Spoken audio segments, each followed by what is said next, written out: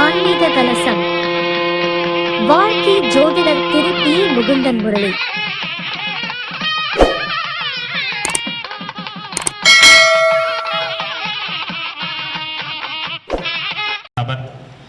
அப்படியாப்பட்ட ஒரு விளக்கத்தையும் பேராசிரியர் கொண்டு இருக்கக்கூடிய நம்முடைய பவளக்கண்ண ஐயா அவர்கள் ஜோதிட துறையில் எப்படி நம்ம பலன் எடுக்க வேண்டும், எந்த நுணுக்கத்தை எடுத்து சொல்ல வேண்டும் அப்படின்ற ஒரு சிறப்பான முறையில் சிறப்புரை ஆற்ற வருகின்றார் நம்முடைய டாக்டர் பேராசிரியர் உயர் திரு பவளக்கண்ணன் ஐயா அவர்களை பேச வருமாறு வருக வருக என அன்போடு அழைக்கின்றோம். உங்களுடைய உற்சாகமான கைத்தட்டலோட அடுத்து தொடர்ந்து நம்முடைய ஜெயஸ்ரீ மேடம் அவர்கள், மீனாட்சி பரமகுரு மேடம் அவர்களும், மணிமுரியேசன் ஐயா அவர்கள், நம்முடைய மோகன் ஐயா அவர்கள் மற்றும் இறுதியாக என்னுடைய சிறப்பு சொற்பொழிவும் நடைபெற இருக்கின்றது என்பதனை இந்த நேரத்தில் தெரிவித்துக் கொண்டு ஐயா அவர்களை பேச வருமாறு வருக வருக என அன்போடு அழைக்கின்றோம்.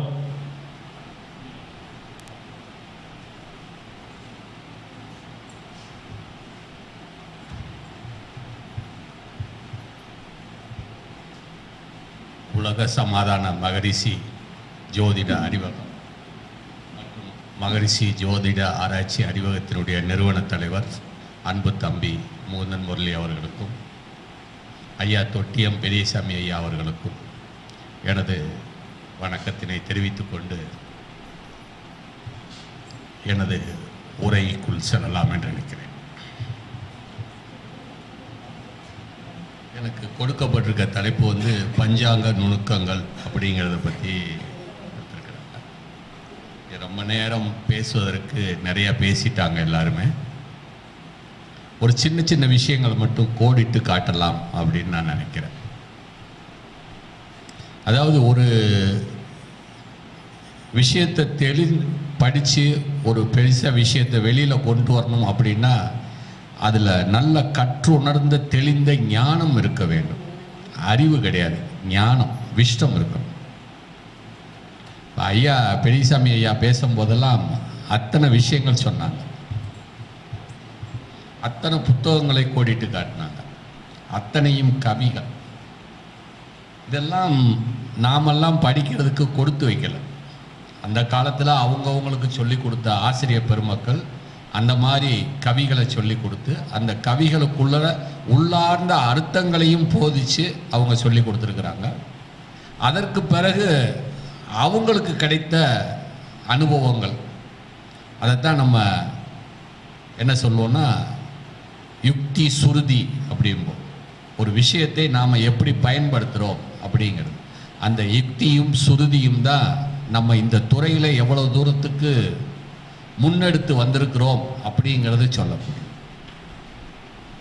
ஸோ அவங்கக்கிட்ட இருந்து கிடைக்கக்கூடிய விஷயங்கள்லாம் தெளிந்த ஞானங்கள். இப்போ காலையில் நான் ஐயா பேசும்போதே சொன்னேன், நான் இந்த மாதிரியெல்லாம் காரகபாவ நாஸ்தி அதை பற்றியெல்லாம் நான் பார்க்குறதே இல்லைங்கய்யா அப்படின்ட்டாங்க. நான் சாரமும் எடுப்பதில்லை அப்படின்ட்டாங்க. அவங்களுக்கு உண்டான ஞானம் அது. சில பேர் இப்போ இங்கேருந்து சென்னைக்கு போகிறதுக்கு எத்தனையோ வழிகள் இருக்குது. ரோடு இருக்குது, ட்ரெயின் ரயில்வே ட்ராக் இருக்குது, நம்ம பயன்படுத்தக்கூடிய வாகனம் இருக்குது. ஒருத்தர் காரில் போகலாம், ஒருத்தர் டூ வீலர் பைக்கில் போகலாம்.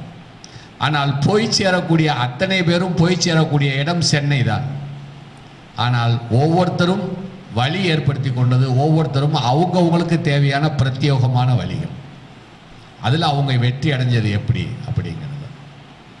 அந்த மாதிரியான விஷயத்தில் தான் நான் படிக்கக்கூடிய காலத்தில் இந்த மாதிரியான விஷயங்கள் முதல்ல பாவங்கள் அதெல்லாம் எடுக்கிறதோட முதல்ல பஞ்சாங்கத்தில் உள்ள 5 விஷயங்களை மட்டுமே நம்ம எடுப்போம் அப்படின்னு தான் எடுத்து படித்தோம்.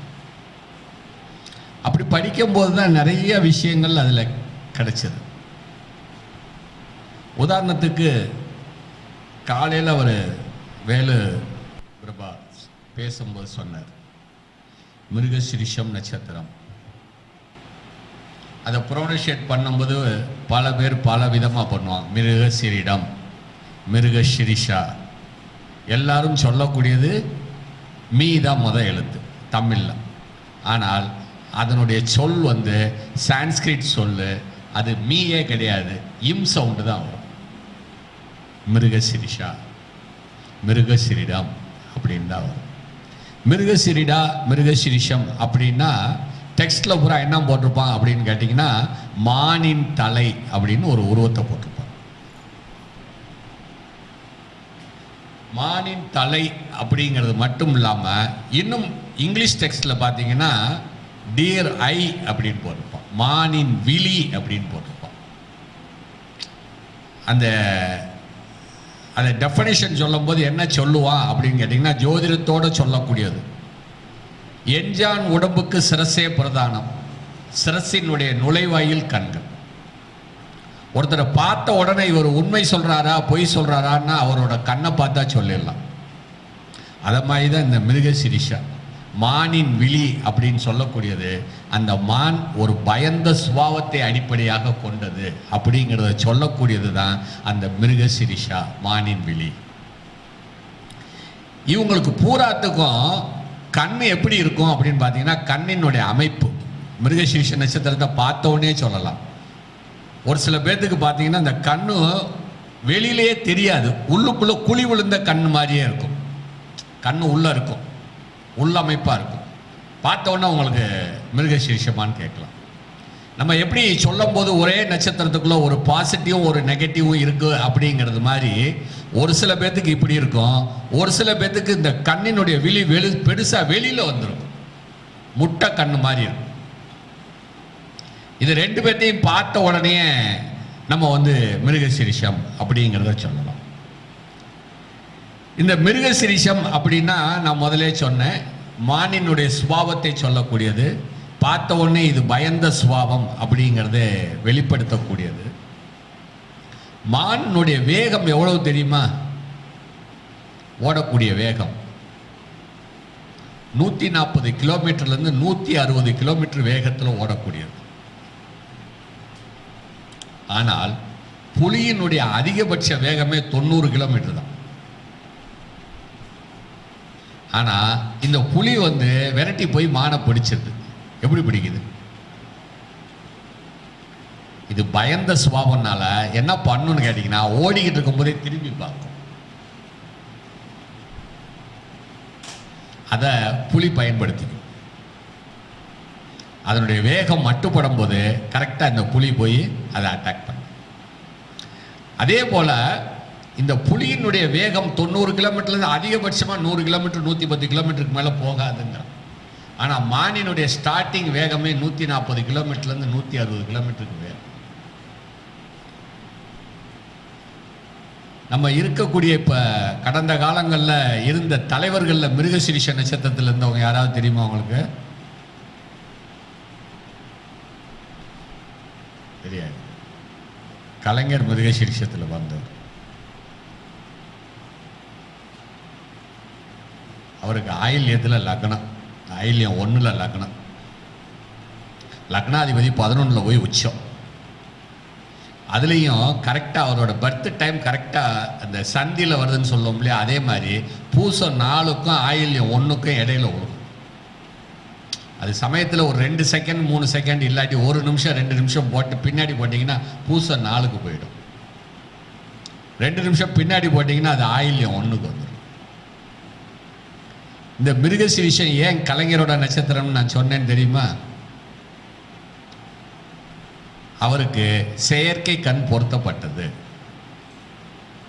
ஒரு கண் வந்து செயற்கை கண்.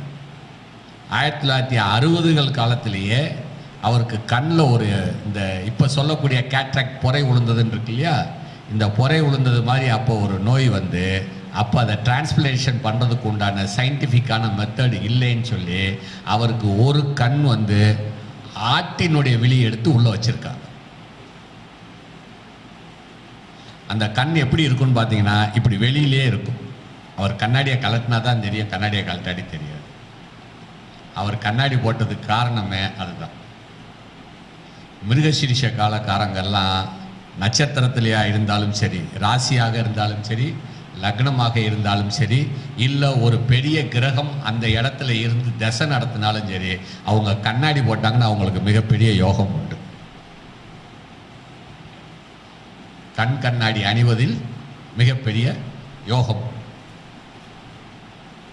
காலத்தை மறைத்தால், கண்ணை மறைத்தால் காலன் வேலை செய்வான் அப்படிங்கிறது ஒரு பழக்கம். அந்த காலத்திலே அவருக்கு நம்மளை மாதிரி ஒரு ஜோசியக்காரன் தான் கருப்பு கண்ணாடி போட சொல்லி கொடுத்தது. அதை பார்த்து தான் எம்ஜிஆர் ஒரு கருப்பு கண்ணாடி போட்டார். ஆனால் கலைஞர் என்னை பார்த்தே இவரும் போடுறாருன்னு சொன்ன உடனே அவர் இன்னொரு கண்ணாடி வச்சுக்கிட்டார். அவர் எப்பயுமே கண்ணில் ஒரு கண்ணாடி இருக்கும், கையில் ஒரு கருப்பு கண்ணாடி இருக்கும். அவர்கிட்ட எப்பயுமே 2 கண்ணாடி இருக்கும். இவங்க 2 பேரும் எந்த இடத்துல இருந்தாலும் அவங்க யாரை பார்க்குறாங்கன்னு யாருக்குமே தெரியாது. புரியுதா? அதே மாதிரி இவங்க என்ன சூழல்ல இருக்காங்கங்கிறதும் தெரியாது. இப்போ என் கூட நீங்கள் 2 பேரும் நம்ம சண்டை போட்டுட்டு இருக்கோம். நீங்கள் பயந்த சுபாவம் உள்ளவரா, நான் பயந்த சுபாவம் உள்ளவரான்னு காட்டக்கூடியது கண்ணு மட்டும்தான். ஒருத்தன் போய் உதாரணத்துக்கு ஒரு நண்பர்கிட்ட போய் பணம் கேட்குறோம். அவர்கிட்ட 5000 ரூபா பணம் இருக்கும், ஆனால் என்கிட்ட இல்லைன்னு சொல்லுவார். ஆனால் நீங்கள் அவரை கண்ணை பார்த்து அவர் பொய் பேசுகிறாருங்கிறது உங்களால் தெரிஞ்சுக்க முடியும். மிருகசீரிஷக்காரங்க நிறைய இடத்துல ஏமாந்து போயிடுவாங்கன்னு அர்த்தம். அவங்க பணம் கொடுத்தாங்கன்னா அந்த பணம் திரும்ப வரவே வராது. வேணும்னா நீங்கள் மிருகசீரிஷக்காரர் ஒருத்தரை கூட்டிகிட்டு போய் ஒரு பஸ் ஸ்டாப்பில் போய் நில்லுங்க, ஒரு அரை மணி நேரம் நில்லுங்க. எத்தனை பிச்சைக்காரன் வந்து உங்ககிட்ட பிச்சை கேட்குறான்னு மட்டும் பாருங்க. அவனுக்கு அந்த சைக்காலஜி தெரியும். யார் கண்ணில் இரக்கம் இருக்குங்கிறது அந்த கண்ணை பார்த்த உடனே தெரிஞ்சுக்குவான் பிச்சைக்காரன். கரெக்டாக அவங்கக்கிட்ட மட்டும்தான் கேட்பான். அதே மாதிரி நான் கொடுத்த பணம் பூரா வீட்டில் பொம்பளைங்க சொல்லுவாங்கள்ல, நான் கொடுத்தா பணம் யாருக்குமே வருமா, அவங்க பூரா பாருங்கள் கண்டிப்பாக மிருகசீரிஷத்தில் ஒரு கிரகம் இல்லையா, அட்லீஸ்ட் குறைஞ்சபட்சம் சோபனம் நித்தியநாம யோகத்தில் இருப்பாங்க. இல்லை சூரியன்லேருந்து 2வது இடம் 2வது பாவத்துக்குள்ளே அவங்களுக்கு சந்திரன் இருக்கும். 4வது திதியான சதுர்த்தி திதி, பஞ்சமி திதி, அந்த மாதிரியான திதிக்குழுவில் அவங்க இருப்பாங்க. மிருகசீரிஷத்தை பற்றி நிறைய ரிசர்ச் பண்ணலாம். அதான் சொல்லல, 27 நட்சத்திரங்களை பற்றி ரிசர்ச் பண்ணுறதுக்கு அவ்வளோ விஷயங்கள் அவர் பேசினார். அதுக்கு அடுத்து என்ன பேசினார்? புனர்பூசத்தை பற்றி பேசினார். புனர்பூசம் அவர் ஒருத்தர் ஒரு விஷயத்தை கரெக்டாக சொன்னார். புனர்பூசம் அப்படின்னா அடையாளம் என்னது? அடையாளம் என்னது? எல்லாரும் சொல்லக்கூடியது வில் அப்படிம்பீங்க, வில் அம்பு அப்படின்னு சொல்லுவீங்க. ஆனால் அது வில் அம்பு கிடையாது. இந்த தோளில் மாட்டக்கூடிய அம்புரா தூளி தான் புனர்பூசத்தினுடைய அடையாளம். வில் அம்பு கிடையாது. அந்த தோளில் மாட்டிருக்கக்கூடிய அம்புரா தூளி, அதில் பல்வேறு விதமான வெப்பன்ஸ் இருக்கும். எந்த நேரத்தில் எந்த வெப்பன்ஸை எடுத்து பயன்படுத்தினா நமக்கு வெற்றி நிச்சயம் தெரியும் போது அந்த அம்பை மட்டும் எடுத்து பயன்படுத்துவாங்க. நீங்கள் இதில் பார்த்துருக்கலாம், கர்ணன் அவரோட ஸ்பெஷாலிஸ்ட் வந்து பார்த்தீங்கன்னா நாகாஸ்திரம், அர்ஜுனன் பார்த்தீங்கன்னா பாஸ்பதாஸ்திரம் அப்படின்பா. இப்படி ஒவ்வொருத்தருக்கும் ஒவ்வொரு அஸ்திரங்கள் ஸ்பெஷலிஸ்டாக வச்சுருப்பாங்க. அந்த அஸ்திரங்கள் பல்வேறு விதமான அந்த அம்புகள் இருந்தாலும் ஒவ்வொரு மந்திரத்தை சொல்லும் போது ஒவ்வொரு அம்புகள் வேலை செய்யும். அப்போ அதில் பல்வேறு விதமான அம்புகள் அவங்களுடைய அம்புரா தூணியில் இருந்தாலும் ஒரு நேரத்தில் ஒரு வில்லில் ஒரு அம்பு தான் வைக்க முடியும். ஒன்றுக்கு மேற்பட்ட அம்பு வைக்க முடியுமா? முடியும். பாகுபலி படம் பார்த்தீங்களா? அதில் பிரபாஸ் கடைசியில் அவளுக்கு சொல்லிக் கொடுப்பாரு, 4 அம்பு வச்சு அடிச்சு கொடுப்பாரு. முடியும். ஆனால் புனர்பூசத்துக்கு ஒன்று தான். புனர்பூசத்தினுடைய 180 டிகிரி என்ன நட்சத்திரம் வரும்? உத்திராட நட்சத்திரம் வரும். புனர்பூசத்தினுடைய 3 பாதங்கள் மிதுனத்தில் இருக்கும், ஒரு பாதம் கடகத்தில் இருக்கும். இங்கே அதனுடைய 180 டிகிரியில் பார்த்தீங்கன்னா உத்திராடத்தினுடைய முதல் பாதம் தனுசில் இருக்கும், 2, 3, 4 பாதம் மகரத்தில். அதனுடைய 180 டிகிரி. உத்திராடம் மல்டிபிள் டாஸ்க் அட்டன் பண்ணும், புனர்பூசம் மல்டிபிள் டாஸ்க் பண்ணுறதுக்கு விரும்பும், ஆனால் அதை வெற்றி பெற முடியாது. ஒரு நேரத்தில் ஒரு டாஸ்க்கு தான் செய்யணும். உதாரணத்துக்கு ஒரு 45 வயசு 50 வயசில் இருக்கக்கூடிய ஒரு ஆண் வீட்டில் ஒரு பையன் ஹையர் எஜுகேஷனுக்கு தயாராக இருப்பான், 25 வயசு இருக்கும். அவனுக்கு மூத்தது பொண்ணாக இருந்தால் திருமணம் செய்யக்கூடிய சூழல் இருக்கும். வீட்டில் மனைவி நச்சரிப்பு தாங்காமல் சொந்த வீடு இடம் வாங்கி போட்டு ரொம்ப நாள் ஆச்சு வீடு கட்டுவோன்னு சொல்லுவாங்க. இப்போ இது எந்த டாஸ்க்கை எடுக்கிறது அவன்?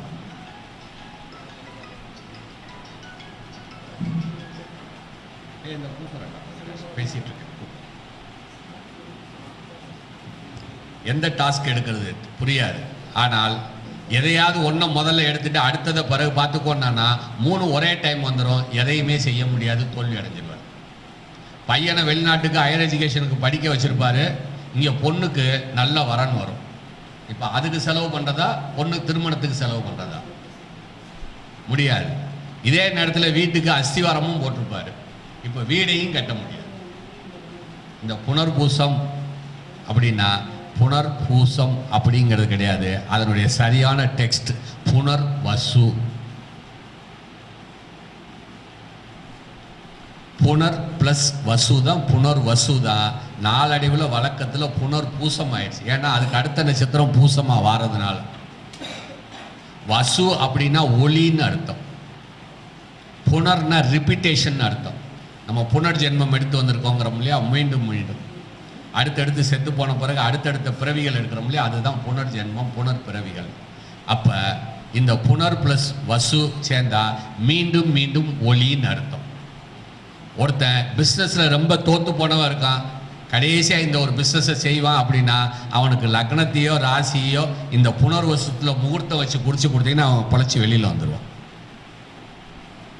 பல தோல்விகளை சந்திச்சிருக்கான், எனக்கு வெற்றியே கிட்டலை அப்படின்னு சொன்னால் இந்த முகூர்த்தத்தை குறித்து கொடுங்க, அவன் ஜெயிச்சு வெளியில் வந்துடுவான்.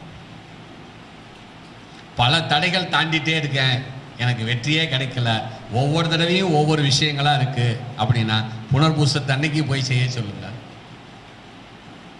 காரியம். அதுலேயும் புனர்பூசம் 4 மிகப்பெரிய சக்ஸஸ்.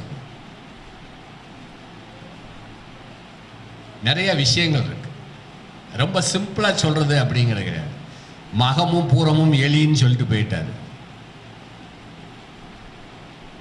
ஆணெலி பெண்ணெலி 27 நட்சத்திரங்கள் அதனுடைய பேர் ஒட்டி இருக்கக்கூடிய பக்கத்தில் ஒரே ராசியில் இருக்கக்கூடிய நட்சத்திரங்கள் தெரியுமா?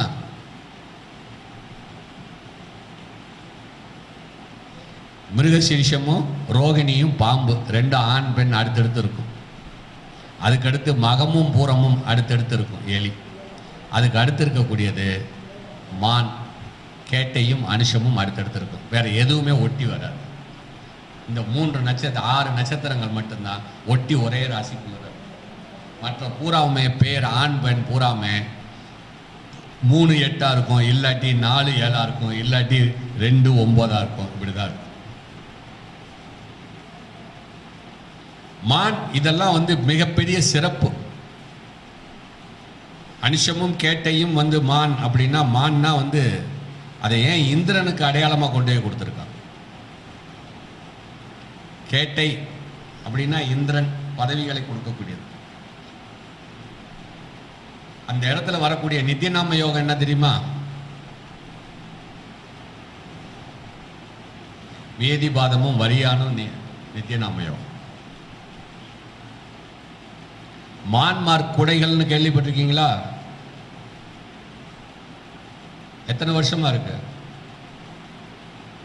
ஒரு 60-70 வருஷமா இருக்கு. நீங்க சின்ன பிள்ளையில இருந்த காலத்திலேருந்து கொடைனா மான்மார்க் கொடை தான். இதெல்லாம் இந்த நித்தியநாம யோகத்தையும் நட்சத்திரத்தையும் அடையாளமாக பயன்படுத்தி வெற்றி பெற்றவர்கள். அந்த சிம்பிள்களை குறியீடுகள் அதில் வச்சவங்க. அவர் பூரமும் மகமும் எலி அப்படின்னு சொன்னார். பூரத்தில் பிறந்த தலைவர் யாரு? இப்போ இருக்கக்கூடிய ஸ்டாலின்.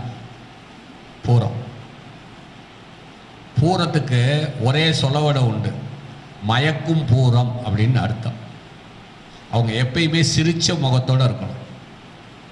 ஸ்டாலினுக்கு சிரிக்க தெரியுமா? நான் ஒரு 10 வருஷத்துக்கு முன்னாடியே எழுதினேன் ஃபேஸ்புக்கில், இவருக்கெல்லாம் எந்த காலத்துலேயும் நாற்காலி கிடையாது, ஆனால் லக்கிலி அவருக்கு போன தடவை கூட்டு அமைஞ்சது, அதனால இன்னைக்கு எல்லாரும் சொல்றாங்க சிம்ம ராசிக்கு அதிபதியான சூரியன் எங்க போய் உச்சமாயிருக்காரு? 9ல் போய் உச்சமாயிருக்காரு. சிறராசிக்கு 9ஆம் அதிபதி பாதகாதிபதியா, பிறகு எப்படி நன்மையை செய்வார்? விருச்சிக ராசிக்கு ரொம்ப நல்ல காலம், அப்படியே பணம் கொட்ட போகுதுன்னு சொல்றாங்க. என்னன்னு கேட்டால் குரு உச்சம், 2க்கும் 5 கூடிய குரு 9ல் உச்சம். ஓடி போனவனுக்கு 9ல் குரு. அவர் பாதகாதிபதி இல்லை, பாதகஸ்தானத்தில போய் உச்சமாகிறாரு. ஜோதிடத்தில் விதிகளும் விதி விலக்குகளும் நிறைய இருக்கு. அதுலேயும் விதிகளோட விதி விலக்குகள் நிறைய இருக்கு. நீங்கள் முதல்ல படிக்கிறது விதி விலக்குகளை படிக்க. நிறைய இடங்கள்ல நிறைய விஷயங்கள் இருக்கு. நிறைய பேர் நம்ம தோத்து போறதுக்கு காரணம் அதுதான். ஒவ்வொரு விஷயத்துக்குள்ளரையும் உள்ளுக்குள்ள டெப்தா போனீங்கன்னு சொன்னா நிறைய வந்துகிட்டே இருக்கும். மகமும் பூரமும் எலினாரு. எலிக்கு உண்டான ஸ்பெஷலிஸ்டான குவாலிட்டி என்ன தெரியுமா? யாராவது ஒருத்தர் சொல்ல முடியுமா? முருகேசன் சொல்ல முடியுமா? எலியை பத்தின ஒரு ஸ்பெஷலான ஒரு விஷயம் வேற. அதனுடைய வசிப்பிடம் சாக்கடை. ஆனால் தன்னோட குஞ்சுகளை எதுல வச்சிருக்கோம் தெரியுமா? பட்டு மெத்தையில தான் வச்சிருக்கோம். வீட்டில் நீங்க கட்டிட்டு பட்டு புடவை போடுங்க, எலி இருக்கிற இடத்துல அதை கடிக்கவே கடிக்காது. நீங்க துவைச்சு மடிச்சு கிடிச்சு வச்சிருங்க, கரெக்டாக அந்த குஞ்சத்தை மட்டும் கட் பண்ணி எடுத்துட்டு போயிடும். அது குழந்தைகளை வைக்கிறது. அது இருக்கிற இடம் எப்படி? சாக்கடை. ஆனால் தன் குஞ்சுகளை அப்படி பேணி பாதுகாக்கும். அதே மாதிரி எலி எப்படி குடையும் பூமிக்குள்ளடா. அது என்ன இன்ஜினியரிங்கா படிச்சிருக்கு? இந்த பக்கம் பிடிச்சா அந்த பக்கம் ஓட்ட வருங்கிறது. ஏதாவது ஒரு இடத்துல ஓட்ட போட்டுக்கிட்டே இருக்கும். அது வேற பக்கம் தோட்டத்துக்குள்ள போகும். எலி நுழையிறதுக்கு ஒரு வழி இருந்தா வெளியில வர்றதுக்கு 100 வழி இருக்கும். அதுல இன்னொரு ஸ்பெஷலிஸ்டான குவாலிட்டி என்ன தெரியுமா? எலிக்கு யூட்டர்னே கிடையாது. ஒரு பைப்புக்குள்ள நீங்க எப்படி திரும்ப முடியும்? போன வழியில திரும்பவே திரும்பாது எலி.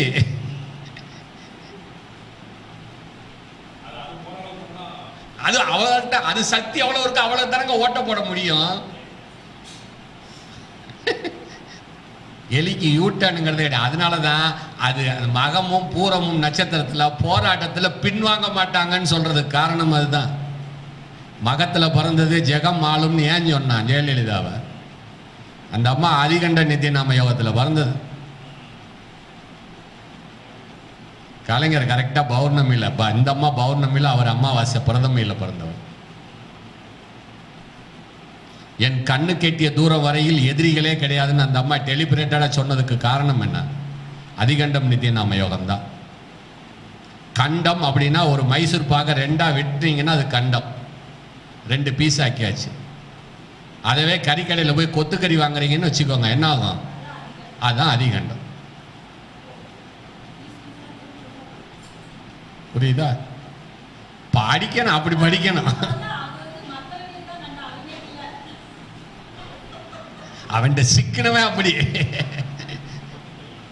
அவன்கிட்ட சிக்கனவே அப்படி. செங்கோட்டையன் ஒரே ஒரு நாள் தான் உங்க பதில் இருந்த மினிஸ்டர்,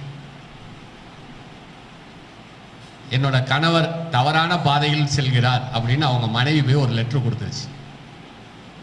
அந்த அம்மா பாச்சு, என்ன அப்படின்னு, என்னோட பர்சனல் லைஃப்மா அப்படின்னாரு.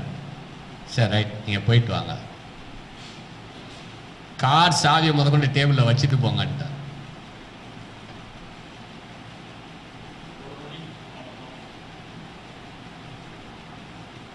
ஸோ படிக்கிறதுங்கிறது அப்படி படிக்கணும். ஒரு விஷயத்தை வந்து படிக்கும் போது திதி நித்திய நாம யோகம் அப்படி இந்த ஜாதகம் போட்டு போயிட்டார்.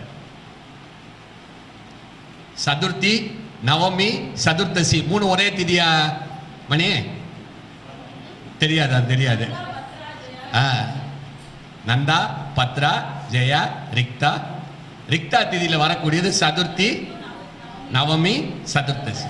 இதுக்கு எப்படி குடும்ப வாழ்க்கை செழிக்கும்? நீங்க கட்டத்தையே பார்க்க வேண்டிய அவசியமே இல்லை. அதான் சொல்றேன்ல, நம்ம ஆட்கள் தான் நீங்க வந்து 2 கிளாஸ் 3 கிளாஸ் நீங்க படிச்சா நீங்க வாத்தியார் ஆயிடுறீங்களே.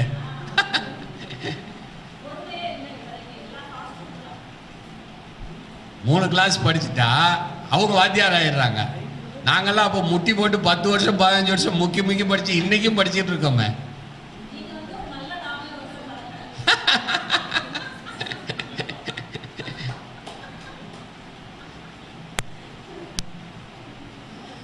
என்ன குவாலிட்டியில ஒரு காரணம். ஏன் அதை வந்து டூலா, முக்கியமான டூலா கொடுத்தான்? ஜோதிடத்துக்கு அடிப்படையான விஷயங்கள் 5 விஷயங்கள் தான். வாரம், திதி, நட்சத்திரம், யோகம், கரணம். இதை ஏன் 5 டூலா மட்டும் முக்கியமா கொடுத்தான்? நீங்க சமைக்கிறதுக்கு எல்லா பொருளும் இருக்கு, இன்கிரீடியன்ஸ் இருக்கு. தண்ணி அசுத்தமான தண்ணியா இருந்தா டேஸ்ட் வருமா? இல்ல உப்பு தண்ணியில சமைச்சிட்டீங்கன்னா அது நல்லா இருக்குமா?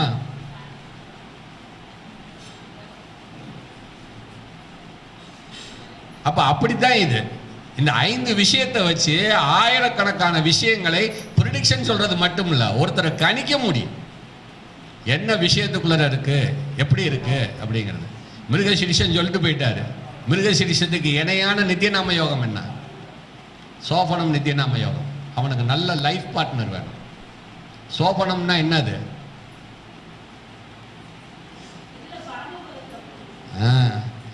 சோபனம்னா படுக்கை அறைன்னு அர்த்தம்.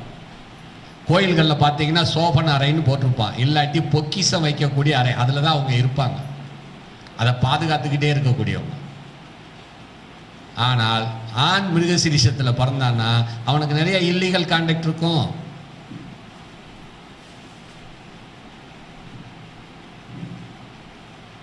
ஏன்?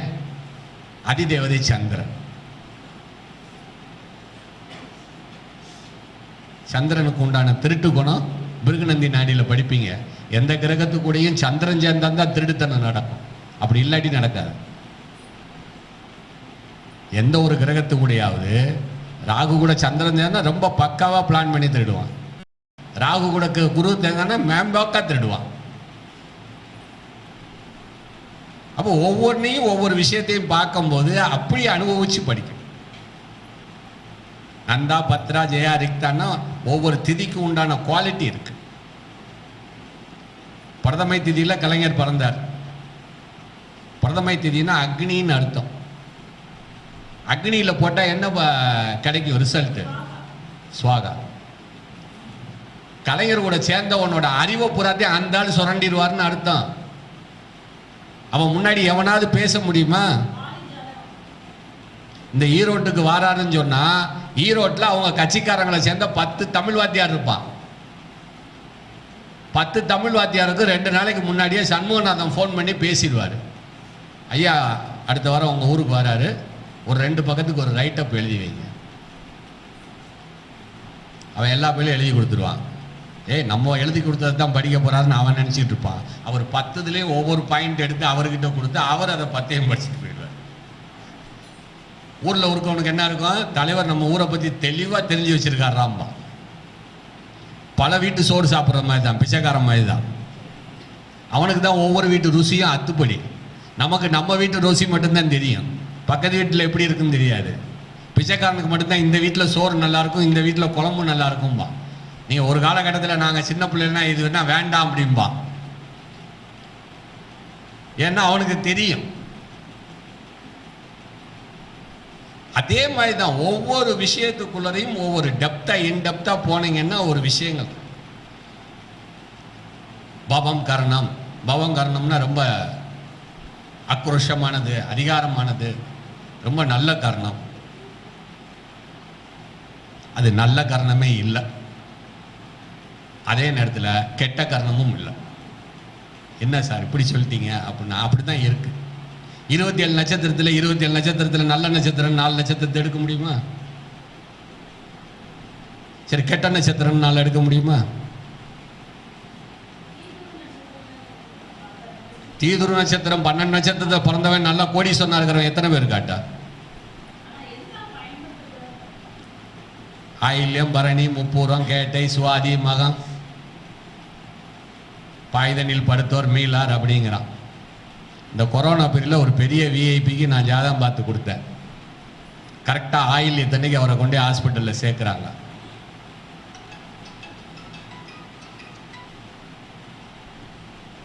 10-15 நாள் ஆகிப்போச்சு, நல்ல ரெக்கவரி வருதுன்னு டெய்லி நேஸ் வருது. நான் உங்கள் பையன்கிட்ட பேசிட்டு சொல்கிறேன், அப்பாவை ஒரு நாளைக்கு வீட்டுக்கு கூட்டிகிட்டு வந்துட்டு திருப்பி அட்மிஷன் போடுங்க. விளையாட்டுத்தனமாக பேசுகிறீங்களா, எவ்வளோ செலவு பண்ணியிருக்கோன்னு தெரியுமா அப்படின்னா, என்னையா ஒரு 10-20 லட்ச ரூபா செலவு பண்ணியிருப்பீங்க, என்ன 80 லட்ச ரூபா செலவு பண்ணியிருக்கோம். கேரவன்லேயே வீட்டுக்கு கூட்டிகிட்டு வந்துட்டு அந்த ஜங்ஷனில் நான் டைம் குறித்து தரேன், கொண்டு வந்துட்டு அடுத்த நட்சத்திரம் வரும்போது கொண்டு போய் சேர்த்துருங்கய்யா அப்படின்னு சொல்கிறேன். முடியாது அப்படின்னா 10 நாளில் அவர் செத்து போயிட்டார். 80 லட்ச ரூபாயோட கூடுதல் 20 லட்ச ரூபா செலவு பண்ணி 1 கோடி ரூபா செலவு பண்ணி காப்பாற்ற முடியல. நம்மால் சும்மாவா சொன்னா? ஒவ்வொரு விஷயத்திலையும் ஒவ்வொரு விஷயம் இருக்கு. நான் ஒரு மீட்டிங்கில் அதான் சொன்னேன். 27 நட்சத்திரம் நல்ல நட்சத்திரமும் இல்லை கெட்ட நட்சத்திரம் இல்லைன்னு நான் சொல்லிட்டேன். ஒரு வீடியோவே இருக்கும், கிட்டத்தட்ட ஒரு 2-2.5 மணி நேரம் பேசியிருக்கேன் அந்த வீடியோவில். ஆனால் எனக்கு பட்ட அனுபவங்கள்ல ஆணுக்கு எப்படி இருக்குதோ தெரியல, ஆனால் பெண்ணுக்கு ராசியோ லக்னமோ சித்திரையில் அமைஞ்சிட்டா, அதுலேயும் சித்திரை 2ஆம் பாதம் சித்திரை 3ஆம் பாதத்தில் அமைஞ்சிட்டா அவங்களுக்கு குடும்ப வாழ்க்கையே இல்லை. என்கிட்ட ரிசர்ச்சில் நான் கிட்டத்தட்ட ஒரு 12-13 ஜாதகத்துக்கு மேலே வச்சிருக்கேன். எல்லாருக்குமே ஒரு குறிப்பிட்ட வயசுக்கு மேலே அவங்களுக்குள்ள தாம்பத்தியம் இல்லை, ஆனால் குடும்பத்துக்குள்ள ஒரே குடும்பத்தில் இருக்காங்க. அந்த குடும்பத்தில் அவங்க தான் ஏர்னிங் மெம்பராகவும் இருக்காங்க. பிள்ளைகளுக்கு எல்லாத்துக்கும் இவங்க தான் கல்யாணம் பண்ணி வைக்கிறாங்க. அவன் வீட்டில் உள்ள கணவன்மார்கள் பூரா டம்மி பீஸ்ன்னு நம்ம சொல்கிறோம்ல, அப்படி தான் இருக்கிறாங்க. இதை எப்படி சொல்றது? சித்திரை அவ்வளோ ஒரு மோசமான நட்சத்திரமா இருக்கு. ஏன்? காலபுருஷனுக்கு 6ஐயும் 7ஐயும் இணைக்கக்கூடியது.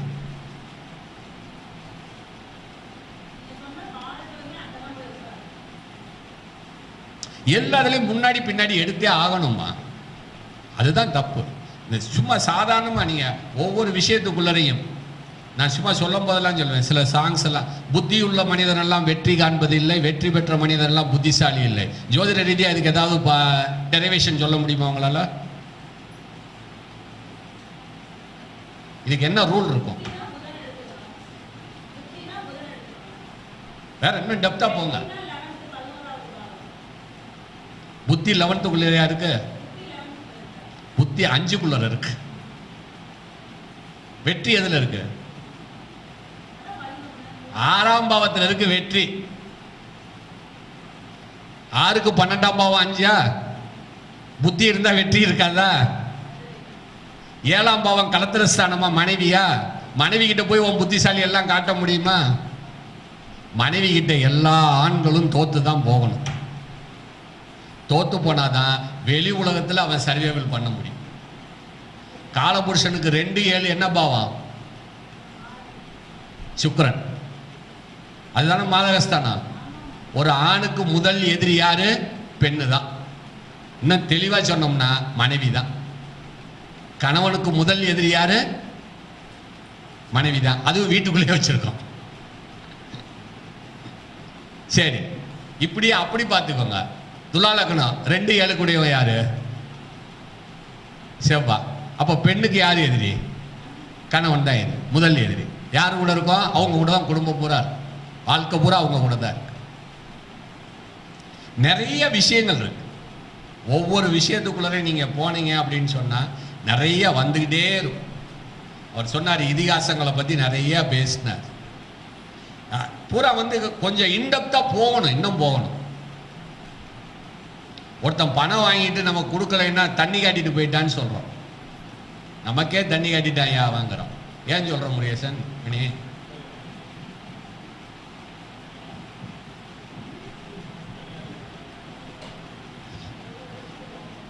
பிராமின்ஸுக்கு பூணூல் போட்டாட்டா அவன் துவித பிறப்பாளன்னு அர்த்தம்.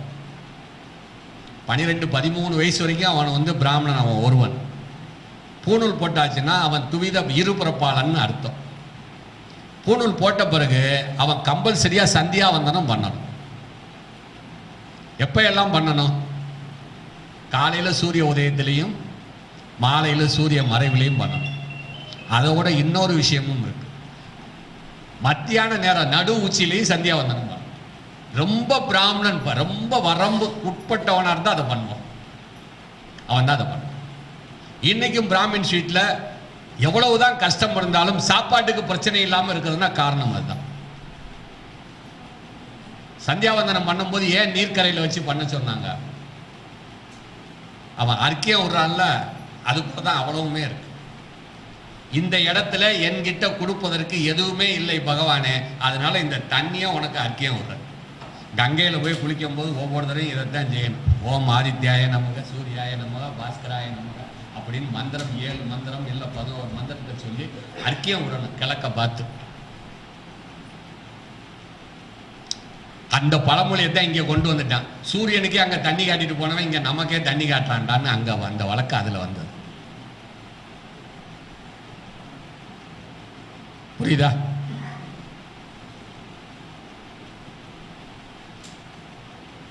கல்லனை நம்பினாலும் குள்ளனை நம்பாதேம்பா.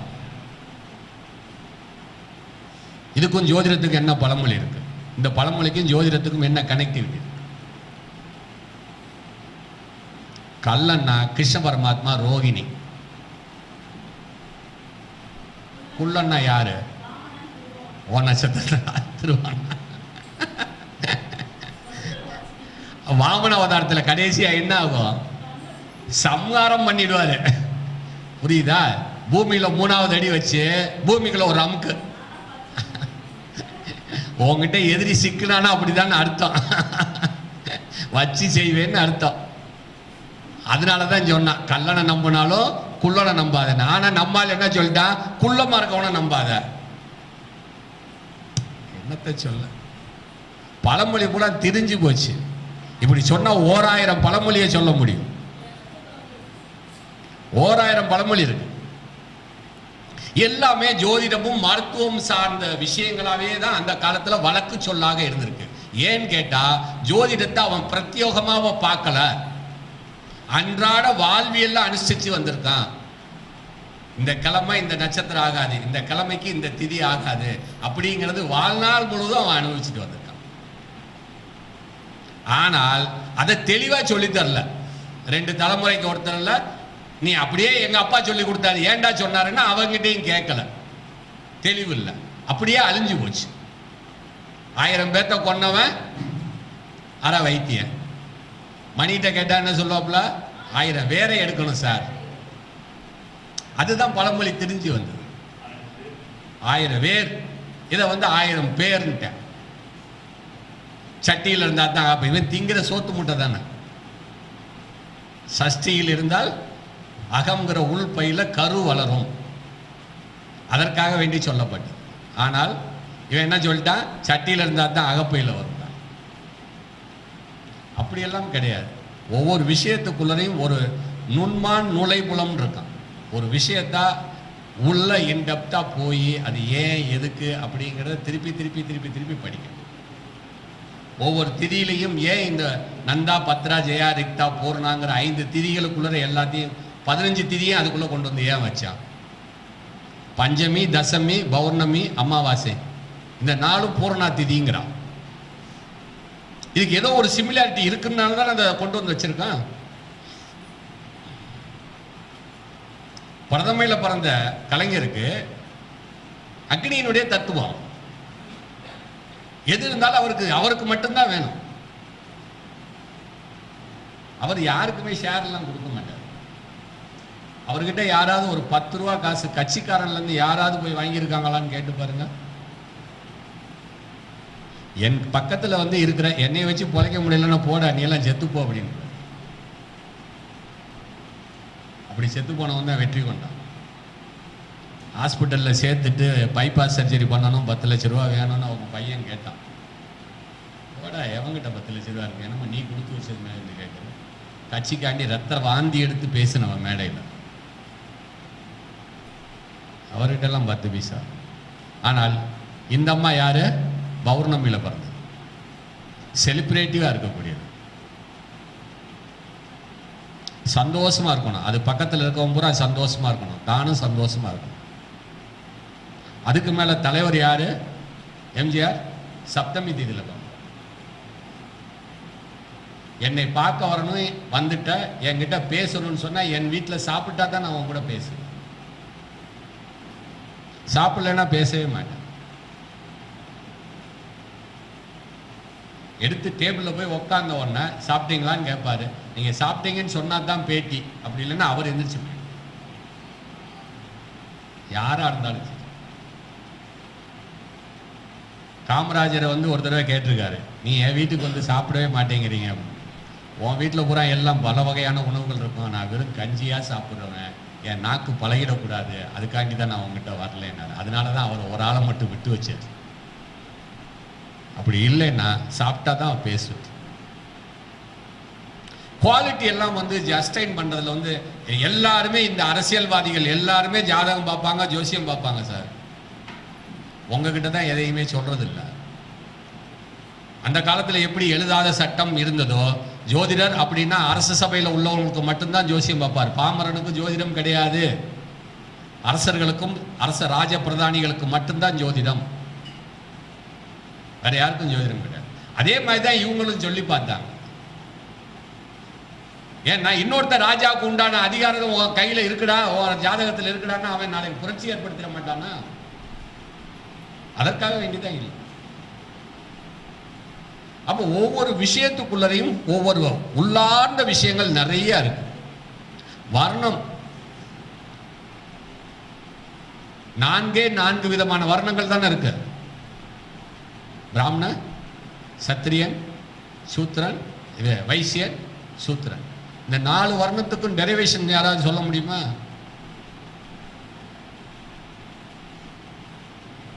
கலைஞர் 1960களில்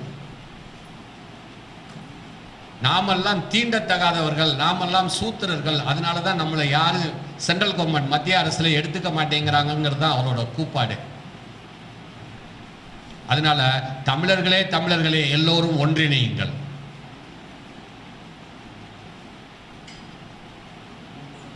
இப்போ கூட்டத்துக்கு தலைவன் ஆயிட்டார். 4 வர்ணத்துல பிராமணன் தானே பெரியவன். இவரை கூப்பிட்டு ராஜாஜி பேசுறாரு, அண்ணாதுரை பேசுறாரு, பெரிய பெரிய லீடர்லாம் பேசுறாங்க. அந்த இடத்துல இருந்துடலாம்ல, நீங்க ராஜகுருவாக மதிக்கப்படுகிறீர்கள். ஆனால் இவருக்கு என்ன ஆசை வந்துருச்சு? பிராமணன்ல இருந்து ஒரு படி கீழே இறங்கி நம்ம சத்திரியன் ஆகணுங்கிற ஆசை வந்துருச்சு. பெரியார் அதில் ஒதுங்கிட்டாரு. எனக்கு கட்சி வேண்டாம், கொள்கை வேண்டாம் அப்படின்ட்டாரு. ஆனால் இவர் என்ன பண்ணாரு? ஒரு கட்சியை ஆரம்பிச்சாரு. கட்சிக்கு தன்னை தலைவராக பிரகடனப்படுத்தி கொண்டார். அந்த கட்சி தேர்தலில் பங்கெடுத்தது, தேர்தலில் வெற்றி பெற்று மந்திரி ஆயிட்டார். இப்ப நாடு அவர் கையில் போயிடுச்சா? இப்ப பிராமணனுக்கு கீழேயா, நீங்க பிராமணனுக்கு மேலேயா? நீங்க ஐடியா கேட்கறது அவன்கிட்ட தானே கேட்கணும். எனக்கு நல்ல நேரம் பார்த்து கொடுறான்னு தன்னைத்தானே தாழ்த்தி கொண்டார். சரி, முதல்ல இருந்தது பிராமண தத்துவம், அதுக்கடுத்து சத்திரிய தத்துவம், அதுக்கு அடுத்தபடியா எதுக்கு உள்ள வந்தாரு? வைசியன் ஆயிட்டாரு. பணம் சேர்க்கணும்.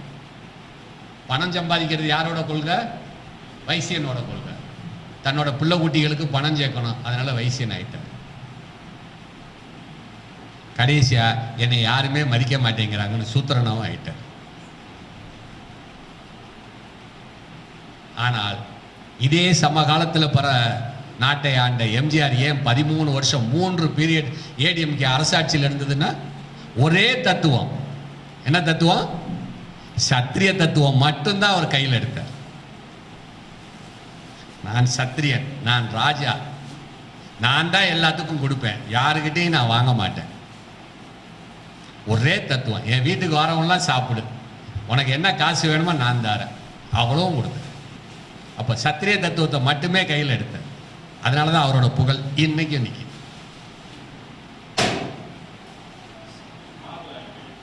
புரியுதா உங்களுக்கு? ஜோதிடம் எப்படியெல்லாம் உள்ளுக்குள்ள போகுது பாருங்க. ஆனால் நாம அந்த ஜோதிடத்தை இன்னும் 100, 200, 500க்கு வித்துக்கிட்டு இருக்கோம். ஒரு ஜாதகத்துக்கு எப்படி பலன் சொல்லணும்னா இப்படியெல்லாம் பலன் சொல்லணும்.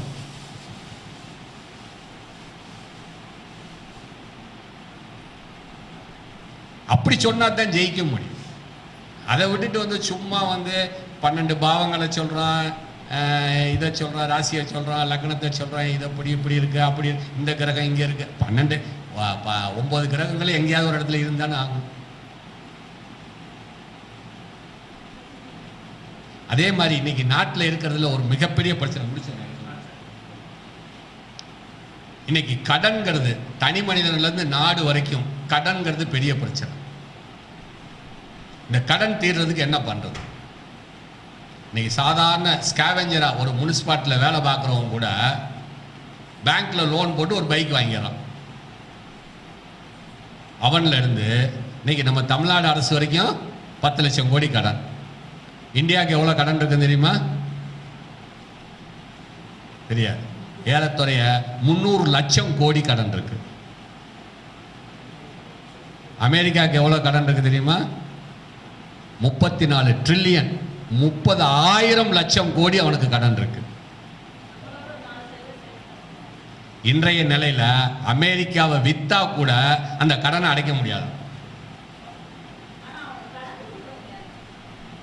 அதெல்லாம் வேற விஷயம். அது எப்படி கொடுக்குறாங்கிறது தான் பிரச்சனை. கூடிய சீக்கிரத்தில் அமெரிக்கா டவுன் ட்ரெண்ட்ல வந்துடும், ஏலத்துக்கு வந்தது மாதிரி வந்துடும். நகை வாங்குறதுக்கு பிளான் போட்டிருக்கீங்களா? பழைய டேர்னுக்கு வர்றதுக்கு வாய்ப்பு இருக்கு. இப்போ எவ்வளோ 1,10,000 ரூபா 15,000 ரூபா போய்கிட்டு இருக்கோ, இன்னும் திருப்பி 80,000 ரூபா 90,000 ரூபாய்க்குள்ள இடைப்பட்ட இடத்துல வருவதற்கு வாய்ப்புகள் அதிகம். எப்படி சார் ஓவர் நைட்ல வருமா? வரும். காரணி இருக்கு. இன்னைக்கு தங்கம் வாங்கணும்னா, இது ஆயில் வாங்கணும்னா தங்கத்தை கொடுத்தா தான் ஆயில் வாங்க முடியும். போன வாரம் துருக்கிக்காரன் 60 டன் தங்கத்தை வெளியில விட்டான். அதனாலதான் தங்கம் டக்குன்னு ஒரு 500 1000 இறங்கி திருப்பி ஏறிச்சு. இது தாக்கம் ஆர்டிபிஷியலா வச்சுக்கிட்டு இருக்காங்க. டாலரோட வேல்யூ என்னைக்கு படுக்குதோ அன்னைக்கு தங்கத்தோட வேல்யூ ஏறிடும். அமெரிக்கா பாப்பராச்சின்னு சொன்னா முடிச்சுக்க. உலக அரசியலும் ஜோதிடர்கள் படிக்கணும். பிரான்ஸ்ல வந்து கிட்டத்தட்ட 260 டன் தங்கம் வச்சிருந்தான். எங்க? அவன் நாட்டு தங்கத்தை வாங்கி அமெரிக்காவினுடைய கஸ்டடியில் வச்சிருந்தான். இதை இங்கிருந்து கொண்டு போறதுன்னா, ஷிப்பிங்ல கொண்டு போறதுக்கே பல 1000 கோடிகள் செலவு பண்ண வேண்டியிருக்கு. என்னடா பண்றதுன்னு யோசிச்சேன். ஒவ்வொரு பேங்க்காரனா கூப்பிட்டு எல்லாத்துக்கிட்டையும் அங்கேயே வித்துட்டேன். 260 டன்னையும் வித்துட்டேன். வித்துட்டு அவங்க ஊர்ல போய் காசை எடுத்துட்டு போய் அவங்க ஊர்ல போய் வாங்கிட்டேன். அவனுக்கு கிட்டத்தட்ட 20% லாபங்கிறான். நேத்து ஷேர் மார்க்கெட்ல நேத்து சொல்றாரு ஆனந்த் சீனிவாசன், தங்கம் வச்சிருக்கிறவங்க விற்கிறதுனா செல் மார்க்கெட், செல் டைம் இது அப்படிங்கிற. ஏன்னா திருப்பி டவுன் ட்ரெண்ட்ல அப்படியே வரும். குரு வேற உச்சத்தை நோக்கி போறாரா? ஒரு கிரகம் உச்சத்தை நோக்கி போகும்போது அதனுக்கு உண்டான காரகத்துவத்தில் உண்டான மெட்டல் மற்ற பொருள்கள் எல்லாரும் விலை அதிகமாக மார்க்கெட்டில் வரும். அதிகமாக மார்க்கெட்டில் வந்தால் இன்னைக்கு 8800 டன் தங்கம் அமெரிக்காவில் இருக்கு. அவன் சாப்பாட்டுக்கு போகிற தங்கத்தையா சாப்பிட முடியும்? வெளியே விட்டாதான். அப்போ அதிகமான இது வரும்போது விலை குறையும். இது எல்லாமே ஜோதிடத்துக்குள்ள தான் சார் இருக்கு. ஜோதிடம் அப்படிங்கிறது நம்ம சின்ன வட்டமா போட்டுக்கிட்டு இப்படியே பார்த்துட்டு எல்லாம். ஆயிலுக்கு பெயர் கருப்பு தங்கம், பிளாக் கோல்டு. பிளாக் கோல்டு சனியினுடைய காரகத்துவங்கள், தங்கம் குருவினுடைய காரகத்துவங்கள். இப்ப குருவும் சனியும் திரிகோணத்துல ஜூன் மாசம் வந்துருமா? நீ பெரியவனா நான் பெரியவனான்னு போட்டு பார்ப்போம். ஆனால் குரு உச்சமா இருக்காரு, குரு வீட்டில் தான் சனி இருக்காரு.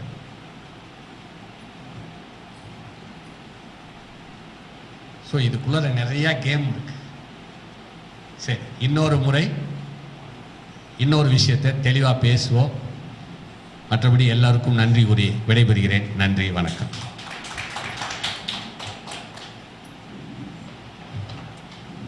ஐயா அவர்கள் உலகியல் ஜோதிடம் என்ற மாரி உலகத்தை அறிந்து, கிரக நிலைகளை அறிந்து, திதி யோக கரணங்களை இணைத்து இப்படியும் பலன் சொல்ல வேண்டும் அப்படின்ற ஒரு விஷயத்துல ரொம்ப ஒரு அற்புதமான ஒரு விளக்கத்தை ஐயா அவர்கள் கொடுத்துருக்கிறாரு. உண்மையுமே அது ஒரு சிந்திக்க வேண்டிய ஒரு விஷயம். நிறைய தகவல்கள், அதாவது இதுக்கு தலைப்பே கொடுக்கலாம், ஜோதிடமும் அரசியலும் அப்படின்ற ஒரு தலைப்பே கொடுக்கலாம். அந்த அளவுக்கு ஜோதிடமும் அரசியலை பற்றி இணைத்து வைத்து இவர்களாம் எப்படி இருந்தார்கள், எப்படி இருக்க போகிறார்கள், நாம் எப்படி இருக்கணும் அப்படின்ற ஒரு விழிப்புணர்வு கொடுத்த ஐயா அவர்களுக்கு இப்பொழுது நம்முடைய மணிமுருகேசன் ஐயா அவர்கள் பொன்னாடி போற்ற சிறப்பு செய்ய இருக்கின்றார். உங்களுடைய உற்சாகமான கைத்தட்டலோட சந்தனமாலை சின்ன ஐயா அவர்கள் ஐயா அவர்களுக்கு கிரீடம் கொடுத்து சிறப்பு செய்ய இருக்கின்றார்.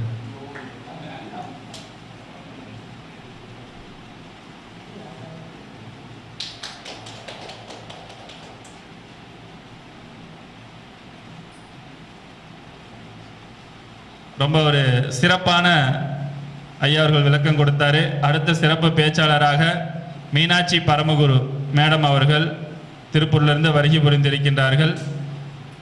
திருமணம் செய்யும் பொழுது நம்முடைய ஜாதகத்தில் எப்படி எதை இணைக்க வேண்டும், எதை இணைக்கக்கூடாது அப்படின்ற ஒரு சிறப்பான ஒரு தலைப்பில் சிறப்புரை ஆற்ற இருக்கிறார்கள். அவர்களுக்கு பிறகு நம்முடைய டாக்டர் ஜெயஸ்ரீ மேடம் அவர்கள் அடுத்த சிறப்புரை ஆற்ற இருக்கின்றார்கள். அடுத்து நம்முடைய மணிமுருகேசன் ஐயா அவர்கள், அதற்கு அடுத்து மோகன் ஐயா அவர்கள், அதற்கு அடுத்தபடியாக என்னுடைய சிறப்புரையும், அதற்கு அடுத்தபடியாக நம்முடைய கருணாகரன் ஐயா அவர்களும் ஒரு 15 நிமிடம் சிறப்புரை ஆற்ற இருக்கிறார்கள் என்பதனை இந்த நேரத்தில் தெரிவித்துக் கொண்டு, உங்களுடைய உற்சாகமான கைத்தட்டலோட நம்முடைய மீனாட்சி பரமகுரு மேடம் அவர்கள் பேச வராங்க. அதனால கொஞ்சம் கைத்தட்டி உற்சாகப்படுத்தினா ரொம்ப சிறப்பாக இருக்கும்.